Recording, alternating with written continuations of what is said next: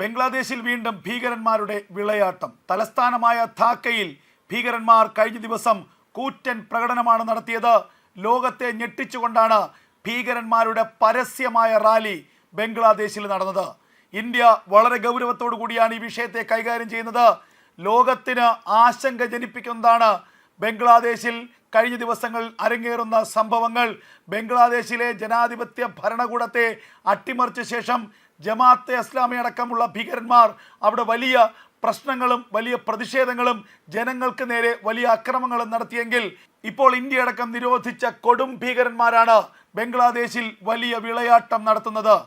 India അടക്കമുള്ള നിരവധി രാജ്യങ്ങൾ നിരോധിച്ച ഹിസ്ബുൾ തഹ്രീർ എന്ന ഭീകര സംഘടനയാണ് കഴിഞ്ഞ ദിവസം തലസ്ഥാനമായ ധാക്കയിൽ വലിയ റാലി സംഘടിപ്പിച്ചത്.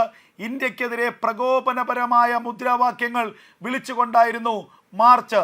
ഇന്ത്യയിൽ കലാപം നടത്തി ഭരണം പിടിച്ചെടുത്ത് ഖിലാഫത്ത് രാജ്യം സ്ഥാപിക്കുകയാണ് ഹിസ്ബുൾ തഹ്രീർ ഭീകരന്മാരുടെ ലക്ഷ്യം. അതിനാൽ തന്നെ ഇവരെ മുളയിലെ നുള്ളാൻ ഇന്ത്യ എല്ലാ നീക്കങ്ങളും ഇപ്പോൾ ആരംഭിച്ചു കഴിഞ്ഞിരിക്കുന്നു. തലസ്ഥാനമായ ധാക്കയിൽ നിരോധിത ഭീകര സംഘടനയായ ഹിസ്ബുൾ തഹ്രീർ റാലി നടത്തിയത് നിലവിൽ ഗാസയ്ക്ക് ശേഷം ലോകത്തിന് മറ്റൊരു തലവേദനയായി മാറിയിരിക്കുകയാണ്. ബംഗ്ലാദേശിൽ ഭീകരരുടെ പരസ്യമായ റാലി ഇന്ത്യക്കും അസ്വസ്ഥത ഉണ്ടാക്കി കഴിഞ്ഞിരിക്കുന്നു. വളരെ ഗൗരവത്തോടു കൂടിയാണ് ഇന്ത്യ ഈ വിഷയത്തെ കാണുന്നത്. പരസ്യമായ തുറന്ന റാലിയായിരുന്നു ഭീകര സംഘടന നടത്തിയത്. അതുകൊണ്ട് തന്നെയാണ് ലോകത്തിന് തന്നെ ഇത് വലിയ ആശങ്ക ജനിപ്പിക്കുന്നത്. ബംഗ്ലാദേശിലെ നിലവിലെ സാഹചര്യങ്ങളിൽ ഇന്ത്യ അന്താരാഷ്ട്ര വേദികളിൽ വലിയ ആശങ്ക ഉയർത്തിയിട്ടുണ്ട്. അവിടെ കഴിഞ്ഞ കുറേ കാലങ്ങളായി മതന്യൂനപക്ഷങ്ങൾക്ക് നേരെ നടക്കുന്നത് വംശീയ ഹത്യയാണ്. പ്രത്യേകിച്ച് ഹിന്ദു ബുദ്ധ മതക്കാർക്കെതിരെ നടക്കുന്നത്. ഇതിൽ ആഗോളതലത്തിൽ വലിയ ആശങ്ക ഉയർത്തിയ ഇന്ത്യ ഐക്യരാഷ്ട്രസഭയിലടക്കം ഈ വിഷയം അവതരിപ്പിക്കുകയും ചെയ്തു. ഒടുവിൽ അമേരിക്കയടക്കം ഇതിൽ ശക്തമായ ഇടപെടൽ നടത്തി. അതിനുശേഷം ചെറിയൊരു കാലയളവ് അക്രമങ്ങളിൽ നിന്ന് ഒഴിഞ്ഞു നിന്നെങ്കിൽ ഇപ്പോൾ ഇതാ ഹിസ്ബുൾ തഹ്രീർ എന്ന ഭീകര സംഘടന തന്നെ ധാക്കയിൽ വലിയ പ്രകടനം നടത്തി ബംഗ്ലാദേശിൻ്റെ പോക്ക് എങ്ങോട്ടാണെന്നുള്ള സൂചന ഇപ്പോൾ നൽകിയിരിക്കുകയാണ്. ധാക്കയിലെ പ്രകടനത്തിനും ജുമാ നമസ്കാരത്തിനും ശേഷം ഒരു പള്ളിക്ക് സമീപമെത്തിയ ഭീകരന്മാർ ബംഗ്ലാദേശ് പോലീസുമായി ഏറ്റുമുട്ടി എന്നുള്ള വിവരങ്ങളും പുറത്തു വരികയാണ്. ആഗോള തലത്തിൽ ഇസ്ലാമിക രാഷ്ട്രവും ഖിലാഫത്തും സ്ഥാപിക്കാൻ ശ്രമിച്ചതിന് ഇന്ത്യ ഈ സംഘടനയെ ഭീകര സംഘടന എന്ന് വിശേഷിപ്പിച്ച് നിരോധിച്ചതാണ്. കുറച്ച് ദിവസം മുമ്പാണ് ധാക്കയിൽ ബംഗ്ലാദേശിലെ ഇസ്ലാമിക പുരോഹിതന്മാരെല്ലാം കൂടെ ഒത്തുചേർന്നുകൊണ്ട് ഇന്ത്യയിൽ ജിഹാദിനുള്ള ആഹ്വാനം നടത്തിയത്. ഇന്ത്യയിൽ ജിഹാദ് നടത്തണമെന്നും ഡൽഹി പിടിച്ചെടുക്കണമെന്നുമായിരുന്നു അന്ന് ഒത്തുകൂടിയ ഇസ്ലാമിക പുരോഹിതന്മാർ ഒരേ സ്വരത്തിൽ ആവശ്യപ്പെട്ടത്. അതിനുശേഷമാണ് ഇപ്പോൾ ഹിസ്ബുൾ തഹ്രീർ എന്ന ഭീകര സംഘടന തന്നെ ധാക്കയിൽ ഇന്ത്യക്കെതിരെ പ്രകോപനപരമായ മുദ്രാവാക്യം വിളിച്ചുകൊണ്ട് ഇപ്പോൾ പ്രകടനം നടത്തിയിരിക്കുന്നത്. ഇന്ത്യ അതീവ ഗൗരവത്തോടു കൂടിയാണ് ഈ വിഷയത്തെ കൈകാര്യം ചെയ്യുന്നത്.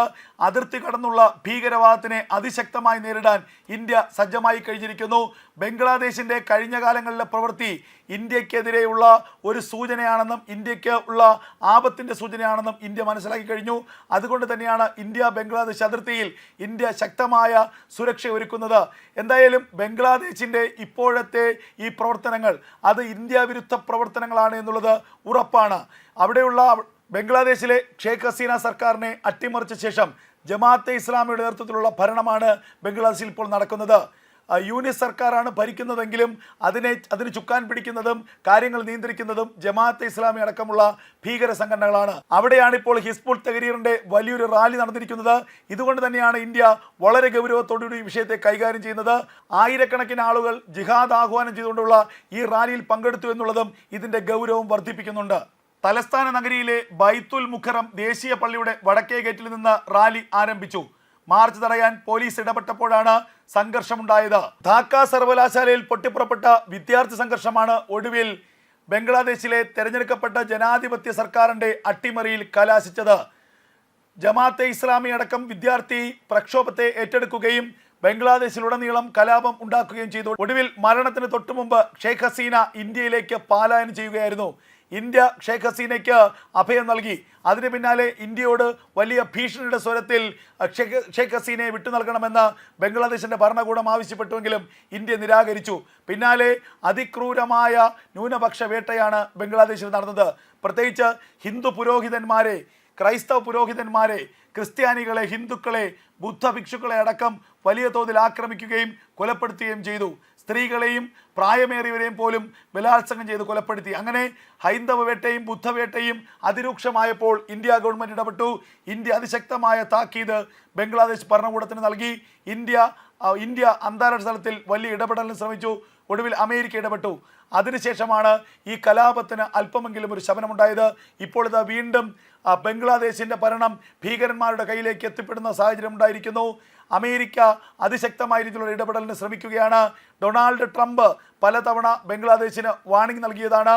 ഹൈന്ദവ വേട്ട, ന്യൂനപക്ഷ വേട്ട അവസാനിപ്പിക്കാൻ നിങ്ങൾ ജനാധിപത്യ ഭരണത്തിലേക്ക് മാറിപ്പോണമെന്ന് ട്രംപ് അന്ത്യശാസനം നൽകിയതാണ്.